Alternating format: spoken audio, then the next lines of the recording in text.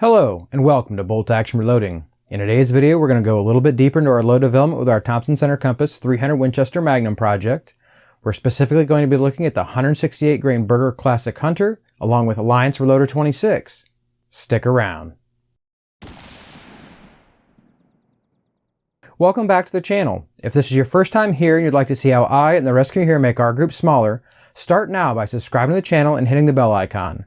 That way you get notified when I post new videos and you won't miss anything. We're going to start off today's video by going over our test platform, which I frequently forget to do. Our test platform for today is the Thompson Center Compass chambered in 300 Winchester Magnum. We have replaced the plastic factory stock with a Boyds laminate hardwood stock. The scope we're using is an SWFA fixed 16 power scope.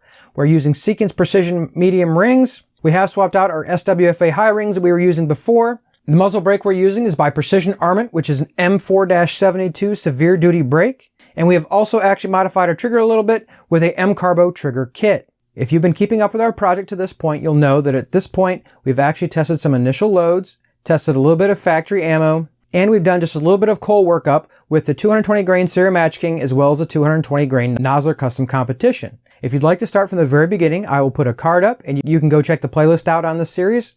Or feel free to stick with us right now. Certainly one of the loads that we want to work up on the channel here is a hunting load. So today's projectile is the 168 grain Classic Hunter. The part number is 30570. You guys might wonder why I've picked this. I've actually had really good luck when I've been loading 6.5 Creedmoor with the 135 grain variant of this projectile. And honestly, I've used it, I've been very impressed, and I'm hoping we can get similar performance out of this 168 grain Classic Hunter. Berger bullets are a little bit more expensive, but when it comes to a hunting load and wanting to get out to distance, I'm certainly willing to pay a little bit more for a premium bullet, especially with the performance I've seen with this projectile in other calibers. As you can see, we've chosen Alliance Reloder 26. This is a temperature stabilized powder from Alliance and should give us some reasonable velocity out of this rifle. Our primer for today is the Federal Large Rifle Magnum Primer. Though getting some on the channel has eluded me for a long time, I do have some in stock now, and as long as they work well, we're going to be probably using these exclusively on this project going forward, though we might just end up doing a primer test to see if we can find some better performance once we get some loads tuned a little bit better. In today's video, we'll actually be testing to see where we find pressure with this particular combination in our ADG Brass. Some of our previous load development, we've used some other brass. I certainly consider this ADG Brass to be some top tier brass. I'm interested once we get a little further down the load development to see what it's going to be able to do. But right now, hoping that we're going to use this going forward, we wanted to build up our velocity nodes to have an idea of where we're going to shoot this with this particular brass. None of our published load data is actually going to be in this brass, but we've done a couple measurements to hopefully get some corresponding data. Our primary load source for the data is actually Alliance website. On Alliance site, they actually have a Spear 168 grain projectile where we're getting most of our data from today. There's also similar data for a Sierra 165 grain, and honestly, between those two projectiles, they have a max of either 82.2 or 82.3 grains of Reloder 26. Both of those overall lengths are at 3.34 inches, and the estimated velocity Alliance is publishing is somewhere between 3260 or 3292 feet per second. If we want to match grain for grain, 3260 is probably closer to where they're estimating us today. Seeing as that maximum of 82, we really didn't want to push it quite that hard. Keeping in mind, the actual cases they're using for that workup is a Federal case. The actual case volume on the Federal brass that I've calculated is somewhere in the ballpark of 91 grains. The fired ADG brass has given us somewhere in the ballpark of 90.65 grains of water.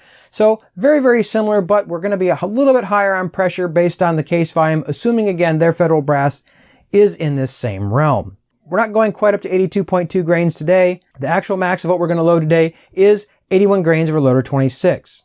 Now as we go through our load data today, I don't want you guys to get too angry. We're actually going to increase the cartridge overall length probably with our next loading, but for working out pressure and finding out if we hit pressure in our brass, I wanted to be at our 3.340 inches and honestly to see if this projectile might shoot at that with premium brass. So was trying to get a comparison.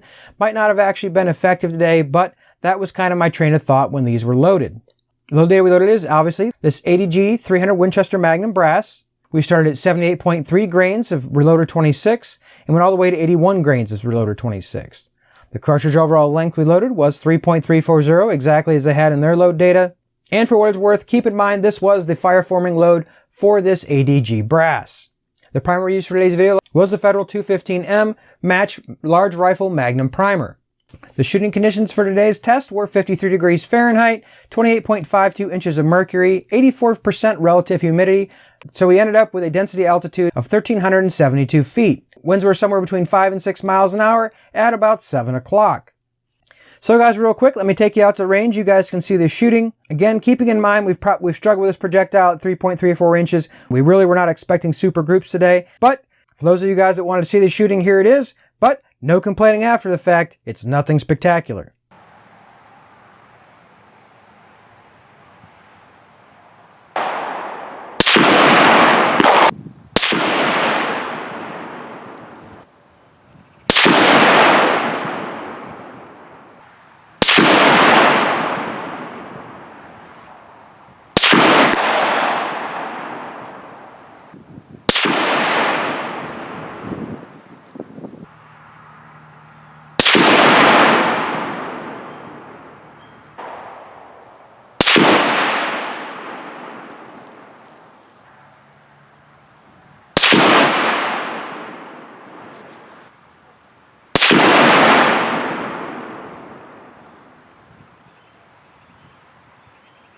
So guys, I told you it wasn't anything spectacular, but I hope you enjoyed it anyway. So what we were really shooting for today was this velocity graph, and so let's put it on the screen.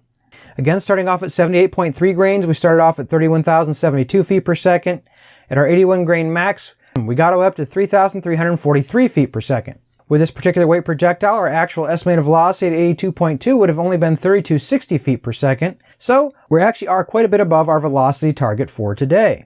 Looking for velocity nodes here might be slightly problematic. If I was to really pick a spot to concentrate on around here, I would be somewhere around the 79.5 to 80.1 grain target area. Talking only about the 79.5 to 79.8, you have an extreme spread of 2 there. Certainly would be nice if we had some more loads to verify that, but if I had to pick, that's where I would pick. Really nothing else that I'm particularly fond of on the chart. Looks like we might have had a slight inversion right before that at 79.2. But seeing as that next load jumping right up to 3270, it's certainly not where I wanted to load this going forward. So somewhere around that 79.8 might be worth picking a couple loads around there to see if our statistics might improve from what we've seen previously. If any of you guys were particularly interested in that group, it did measure out at exactly 3.256 MOA. I will let you in on a little secret here. As we talked about the rings being changed on this particular rifle, your natural question might have been, well, why would you have changed them if you already had a good mount? And that's because during our velocity testing, we actually did have a problem with our scopes loosening up. So unfortunately, we were not able to actually verify whether or not the brass alone specifically helped our groups, seeing as I was used to getting 2 to 3 inch groups when I was doing my testing previously, so I really hadn't thought about it being a whole lot different. Looking at our actual vertical spread, you can see that our spread is actually more horizontal than it is vertical at this point. So I do think likely is a little bit of our scope shaking back and forth. At least that's going to be apparent more in some of the upcoming videos. You've been forewarned. So guys, when we talk about pressure testing, I'll put a shot of the brass on the screen and you can see it. As we go from our 78.3 grain all the way to 81 grain load, you can tell really not a whole lot of difference in pressure signs, at least on the cases. They're fairly flat primers across the board.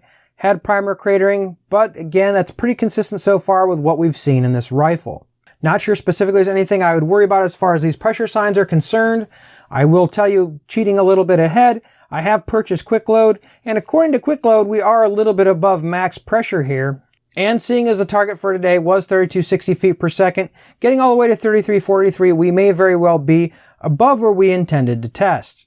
That being the case, if we do reload this, I'm thinking somewhere around, again, that 79.8 grade load, seeing as that was roughly our target since we achieved 3272 feet per second instead of 3260. That flat spot is there, and again, I really couldn't see anything on the case, but if we decide to reload that, we'll talk about that a little bit more in our future video. But as always, I'm interested to know what you guys think in the comment section below. What do you guys think about our results with the Reloder 26? What about this 168 grain Berger? Is there something else you feel we should test for our primary hunting load? When we load this the next time, we're probably going to put it a little bit closer to lands. And obviously with our new scope rings, hopefully we'll be able to get some significantly better groups and actually do some proper load development on this projectile.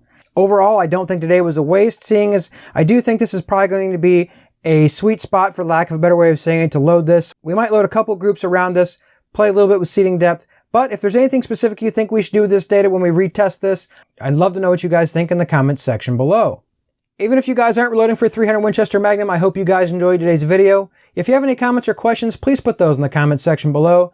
If you want to keep up with this project, make sure you subscribe to the channel, hit the bell icon so you get notified when I post next week's video. And until then, stay safe in small groups.